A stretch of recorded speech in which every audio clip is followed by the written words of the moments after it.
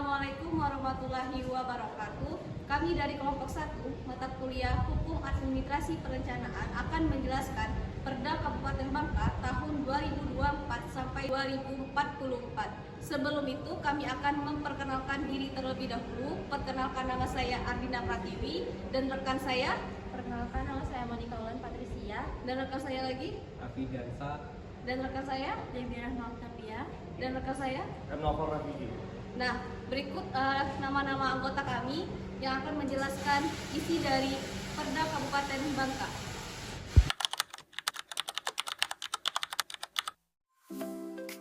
Halo Sobat Planner, yuk kita bahas tentang rencana tata ruang wilayah Kabupaten Bangka tahun 2024 sampai 2044. Video ini kami susun untuk menjelaskan isi RT/RW secara singkat, jelas, dan mudah dipahami masyarakat. Melalui video ini, kami akan membahas tujuan penataan ruang, struktur ruang, dan pola ruang, hingga peran masyarakat dalam pembangunan ruang di Kabupaten Bangka. Sobat Plans, tahu nggak sih Kabupaten Bangka merupakan salah satu wilayah strategis di Provinsi Kepulauan Bangka Belitung loh. Dengan luas sekitar 302.000 hektar, letaknya di pesisir timur Pulau Bangka, wilayah ini memiliki bentang alam yang khas, mulai dari pesisir pantai, permukiman, lahan pertanian, hingga kawasan hutan yang masih terjaga. Nah, selanjutnya, ada yang tahu nggak sih apa itu gambaran umum wilayah perencanaan? Gambaran umum wilayah perencanaan adalah suatu area geografis yang ditetapkan untuk tujuan perencanaan pembangunan terkoordinasi yang mencakup informasi tentang profil wilayah seperti geografi, administrasi, dan sosial budaya. Wilayah Kabupaten Bangka terdiri dari 8 kecamatan. Yang pertama, Sungai Liat, yang kedua, Belinyu, yang ketiga, Riau Silip, yang keempat, Bakam, yang kelima, Pemali, yang keenam, Puding Besar, yang ketujuh, Merawang, dan yang terakhir yaitu Mendok Barat. Nah, dari setiap wilayah memiliki potensi, karakteristik, dan tantangan yang berbeda, sehingga dapat menjadi bagian penting dalam proses perencanaan tata ruang wilayah Kabupaten Bangka. Secara geografis, wilayah Kabupaten Bangka berbatasan dengan: pertama, batasan utara dan timur berbatasan dengan Laut Natuna.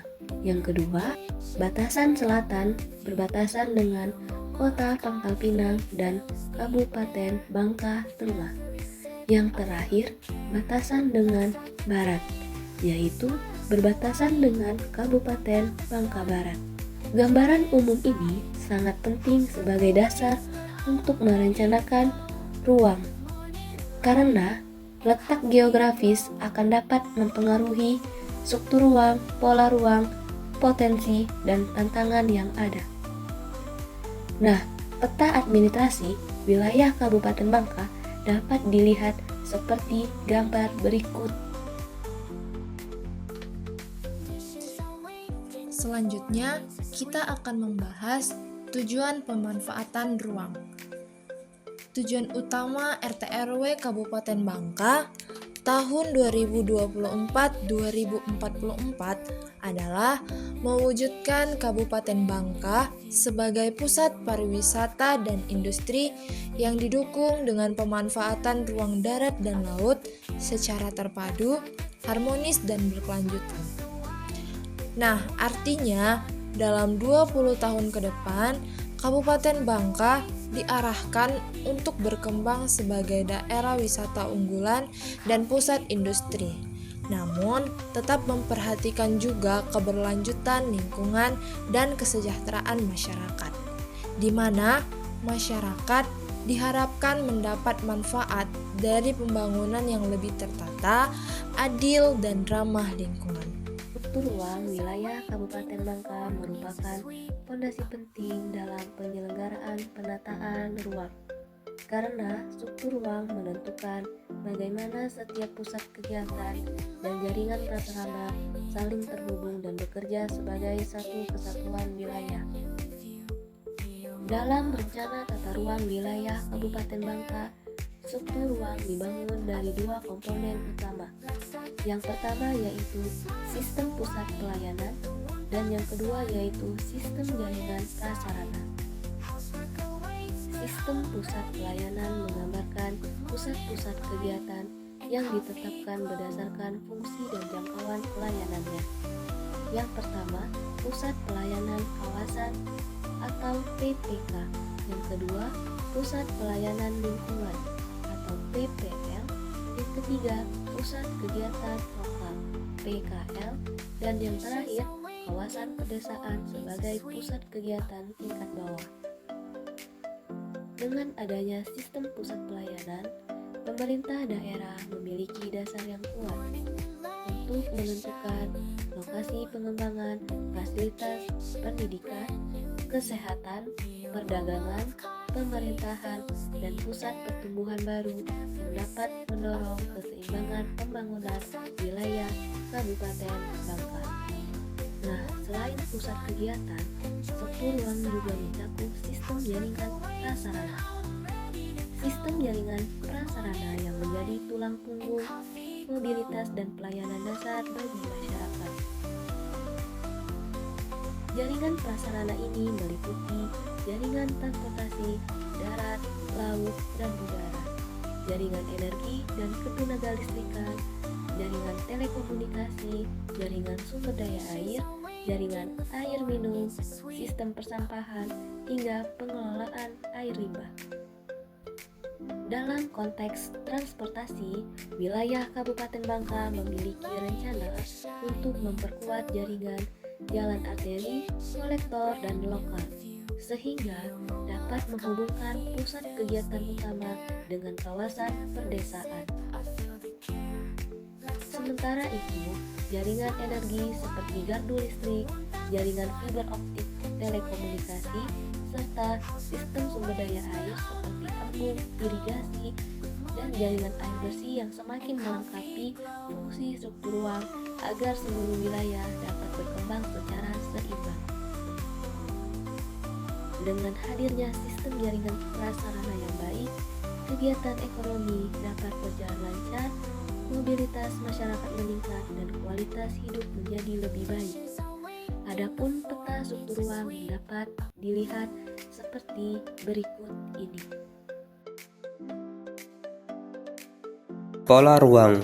Pola ruang Kabupaten Bangka menetapkan bagaimana setiap ruang dalam wilayah dimanfaatkan sesuai fungsi ekologis dan ekonomi. Pola ruang dibagi menjadi dua kelompok besar, yaitu kawasan lindung dan kawasan budidaya. Kawasan lindung merupakan bagian dari wilayah yang memiliki fungsi menjaga kelestarian lingkungan hidup, termasuk di dalamnya hutan lindung, kawasan sepadan sungai, sepadan pantai, kawasan mangrove, daerah resapan air, dan kawasan rawan bencana.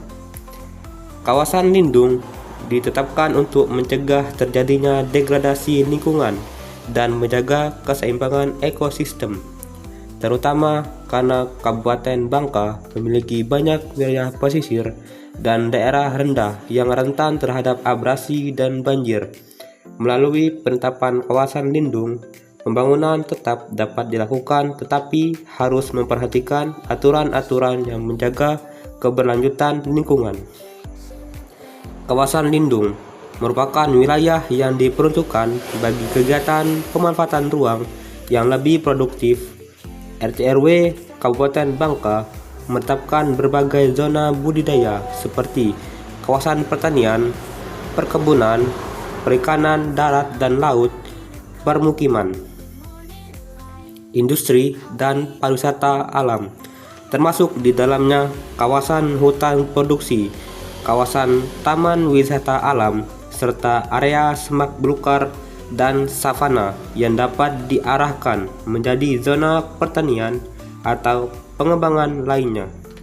Setiap kawasan budaya memiliki fungsi yang berbeda, misalnya kawasan permukiman sebagai tempat tinggal, kawasan pertanian sebagai ruang produksi pangan, kawasan industri sebagai pusat kegiatan ekonomi, dan kawasan pariwisata sebagai lokomotif sektor jasa. Penetapan kawasan budidaya ini dilakukan dengan mempertimbangkan potensi wilayah, kemampuan lahan, dan kebutuhan pembangunan, sehingga setiap zona berkontribusi terhadap pengembangan ekonomi daerah tanpa mengabaikan aspek lingkungan. Berikut tampilan peta dari RT RW Kabupaten Bangka tahun 2024 sampai 2044. Oke, di sini saya akan menjelaskan kawasan strategis. Pada penetapan kawasan strategis, Kabupaten Bangka berfungsi sebagai pedoman penting untuk mengarahkan prioritas pembangunan secara lebih efektif dan efisien. Dengan mengidentifikasi kawasan memiliki pengaruh besar terhadap aspek ekonomi, sosial, budaya, dan lingkungan, pemerintah dapat mengalokasikan sumber daya secara tepat, sekaligus mengendalikan pemanfaatan ruang agar tetap seimbang dan berkelanjutan. Kawasan strategis ini pada akhirnya menjadi motor penggerak pembangunan yang dapat meningkatkan kualitas hidup masyarakat dan mendorong Kabupaten Bangka menuju pengembangan wilayah yang lebih maju. Yang selanjutnya, ada arahan pemanfaatan ruang. KKPR atau Ketersediaan Kegiatan Pemanfaatan Ruang merupakan instrumen utama untuk memastikan bahwa semua kegiatan pembangunan yang diajukan oleh masyarakat, pelaku usaha, maupun pemerintah sesuai dengan pola ruang dan struktur ruang yang di dalam RT/RW. Dalam dokumen tersebut, disebutkan bahwa KKPR terdiri dari yang pertama, ada persetujuan KKPR, di mana diterbitkan untuk kegiatan pembangunan yang membutuhkan izin formal seperti pembangunan perumahan skala besar dan juga pembangunan hotel, resort, dan fasilitas pariwisata. Selanjutnya ada konfirmasi KKPR, yang dimana diberikan bagi kegiatan yang lebih kecil dan tidak membutuhkan izin kompleks, seperti pembangunan rumah tinggal dan usaha kecil di kawasan yang sudah sesuai dengan pola ruang. Konfirmasi ini tetap penting untuk memastikan agar tidak ada pelanggaran pemanfaatan ruang. Selanjutnya, ada rekomendasi KKPR, di mana diberikan untuk kegiatan yang berada pada kawasan dengan regulasi khusus, seperti kawasan pesisir, kawasan hutan produksi, dan juga kawasan lindung atau sempadan sungai. Rekomendasi memastikan bahwa segala bentuk pembangunan mempertimbangkan perlindungan lingkungan dan aturan teknis khusus. KKPR menjadi filter awal agar pembangunan tidak melanggar fungsi ruang, tidak merusak lingkungan, dan tetap mendukung visi penataan ruang Kabupaten Bangka. Indikasi program 5 tahunan merupakan daftar program prioritas pembangunan yang harus dilaksanakan pemerintah daerah untuk mewujudkan RT/RW secara bertahap selama 20 tahun. Program ini mencakup yang pertama, ada penguatan jaringan transportasi, seperti peningkatan dan pembangunan jalan kolektor serta akses antar kecamatan. Lalu ada perbaikan akses menuju kawasan wisata seperti Matras, Rebo, Parai, dan Belinyu. Lalu ada juga penguatan pelabuhan rakyat untuk mendukung sektor perikanan. Lalu yang kedua, ada program pengembangan sistem sumber daya air, seperti pembangunan embung, kolam retensi, dan peningkatan irigasi. Ada juga konservasi sungai dan penguatan sempadan untuk mengurangi resiko banjir. Lalu, ada juga rehabilitasi pesisir yang terdampak abrasi seperti di Pantai Rebo. Lalu, ada program yang ketiga, yaitu penyediaan infrastruktur dasar, seperti peningkatan layanan air minum atau SPAM, ada penambahan jaringan persampahan, TPA, dan armada penyangkut. Terakhir, ada pembangunan IPAL di pusat pemukiman. Lalu, program yang keempat, ada pengembangan kawasan budidaya dan strategis, seperti penataan kawasan wisata unggulan di Sungai Liat dan sampai Belinyu, lalu penguatan kawasan industri perikanan di Belinyu, lalu ada juga pengembangan sentra pertanian dan perkebunan di Kecamatan Pedalaman seperti Leau Silip dan Bakam. Yang terakhir, programnya ada pemberdayaan masyarakat dan partisipasi publik, seperti penguatan sosialisasi RT/RW di tingkat desa, integrasi informasi tata ruang melalui SIMTaru, dan yang terakhir ada pelibatan masyarakat dalam pengawasan pemanfaatan ruang. Pengendalian pemanfaatan ruang. Pengendalian pemanfaatan ruang Kabupaten Bangka merupakan upaya untuk memastikan bahwa seluruh kegiatan pembangunan, baik yang dilakukan oleh pemerintah, swasta, maupun masyarakat, berlangsung sesuai dengan rencana tata ruang yang telah ditetapkan. Dalam RT/RW Kabupaten Bangka, pengendalian pemanfaatan ruang dilakukan melalui beberapa instrumen kunci, seperti ketentuan zonasi, mekanisme KKPR, insentif dan disentif, pengawasan serta penerapan sanksi, ketentuan umum dan ketentuan zonasi yang mengatur apa yang boleh dan tidak boleh dilakukan di setiap jenis kawasan. Di kawasan lindung, misalnya, kegiatan pembangunan dibatasi secara ketat untuk menjaga fungsi ekologinya, seperti perlindungan mangrove, sempadan pantai, sempadan sungai, dan hutan lindung. Sementara itu, pada kawasan budidaya seperti permukiman, pertanian, atau industri, pemanfaatan ruang tetap harus mengikuti aturan intensitas bangunan seperti KDB, KLB, KDH, ketinggian bangunan, dan kesesuaian fungsi lahan. Dengan adanya ketentuan zonasi ini, Pemanfaatan ruang dapat dikendalikan agar tidak bertentangan dengan pola ruang. KKPR atau kesesuaian kegiatan pemanfaatan ruang yang menjadi gerbang utama sebelum sebuah pembangunan dilakukan. KKPR terdiri dari persetujuan, konfirmasi, dan rekomendasi KKPR.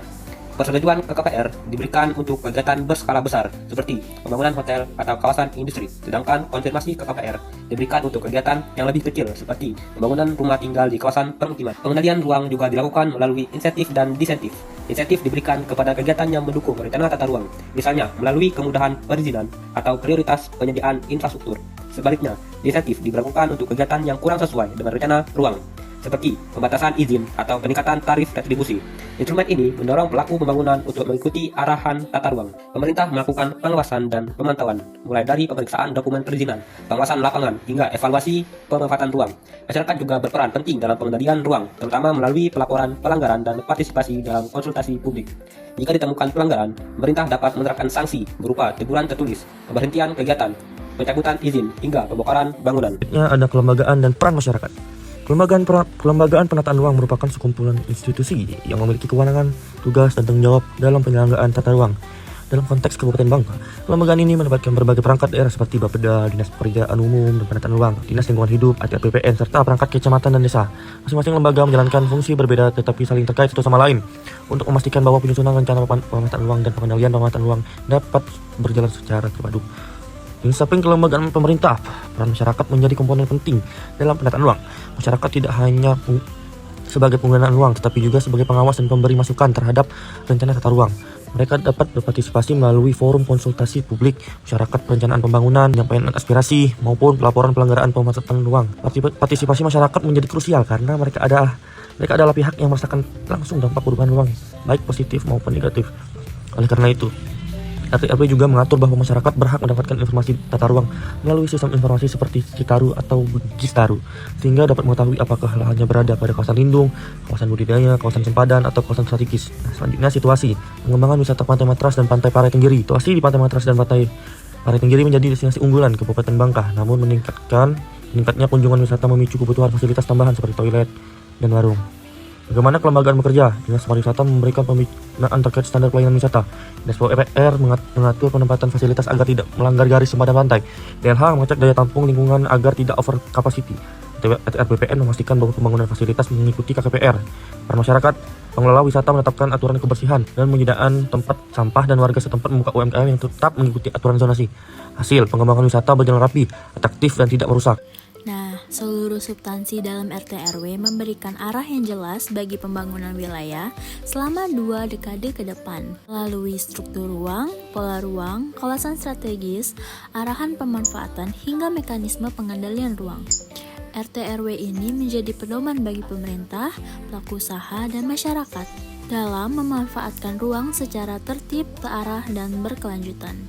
Penataan ruang bukan hanya soal pembangunan fisik, tetapi juga bagaimana menjaga keseimbangan antara kebutuhan ekonomi sosial dan kelestarian lingkungan. Dengan ini, kami mengajak seluruh masyarakat Kabupaten Bangka untuk ikut berpartisipasi aktif dalam menjaga tata ruang, mulai dari mematuhi aturan zonasi, melaporkan pelanggaran, hingga mengikuti kegiatan konsultasi publik. Masyarakat juga dapat melakukan pengecekan mandiri mengenai status tata ruang lahannya melalui platform resmi seperti Gistaru, Geospasial Tata Ruang, dan juga Simtaru Kabupaten Bangka yang menyediakan informasi lengkap mengenai kawasan lindung, kawasan budidaya, dan zonasi yang berlaku. Dengan memahami tata ruang, kita dapat bersama-sama mewujudkan Kabupaten Bangka yang lebih tertata, aman, produktif, dan berkelanjutan. Mari kita gunakan ruang dengan bijak karena ruang yang tertata akan menciptakan kehidupan yang lebih baik bagi generasi sekarang maupun yang akan mendatang. Terima kasih.